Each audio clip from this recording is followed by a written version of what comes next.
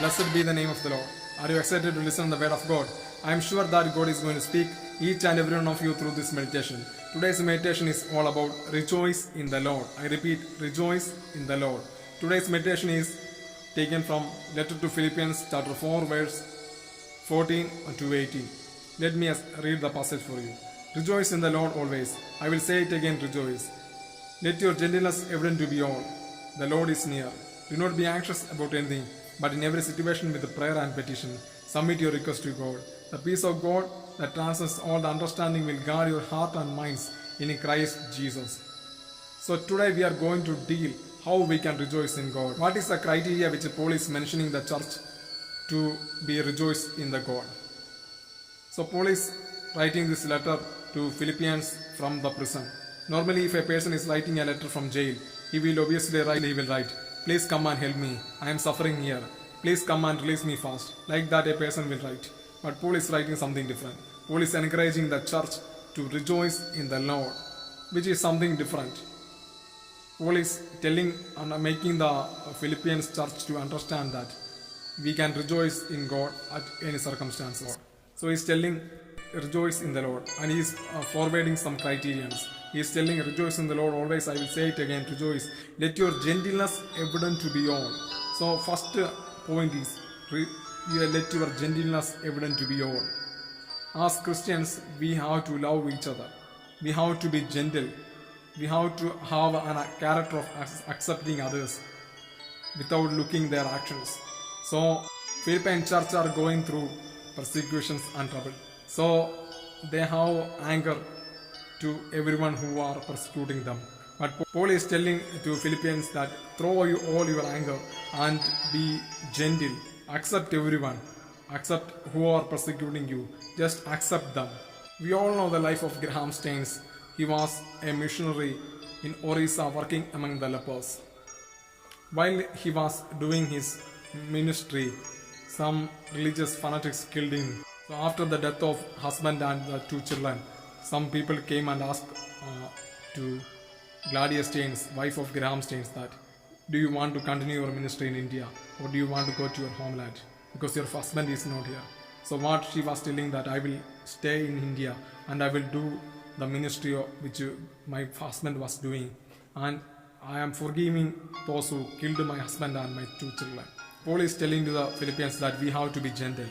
We have to show the love of God to others, because the Lord is near. God is coming near and He will judge according to our deeds. The second criterion for rejoicing in the God is do not be anxious about anything. Anxiety means worry. What will happen to me in the next second? So the church was too much worried about their future, because all the enemies wanted to kill them. So they were worried about their future. What will happen to me in next second? Tomorrow what will happen to me? But Paul is telling that do not be anxious about anything, but you should pray to God. So second criterion is that do not anxious about anything. What all problems comes doesn't matter, but there is a Lord who is able to uphold our future, who is securing our future. So we have to believe, we have to keep our faith in God, and we have to move forward. The third criterion is that turn your worries in prayer. The Greek word which used here is Eucharistia. The word means pray with the heart of gratitude. So we have to pray with the heart of gratitude. We have to thank God for everything which He had done in our life, and we have to turn our worries into prayer.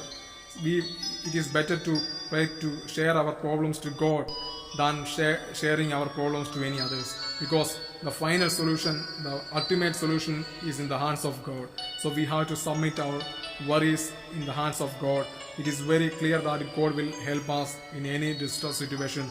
God's hand is there. God will raise us from any chaos and any distress. So as the psalmist is telling, if I walk in the valley of shadow of death, I will not fear any evil, because you are with me. Yes, we have to believe that God is with us, and God is from any distress situation. So Paul is telling that we have to turn our worries into prayer. We have to submit petitions before God. Lord, I am facing this chaos. I am facing this turmoil in my life. Lord, I have this problem. Like that, we have to pray to God instead of sharing our problems with others. Yes, it is good, but instead of along with that, we have to pray to God. We have to submit our request to God, our petition to God, and we have to wait for the answer from the God. So if we are doing all these criteria, answers, all the understanding will guard our heart and minds in Christ Jesus. Circumstances is something else.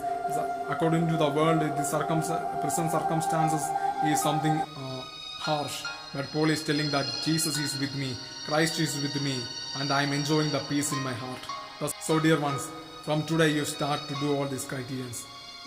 Be gentle. Do not be anxious about anything. Turn your worries into a prayer. Start praying to God. God will help you to rejoice in God. Thank you. God bless you all.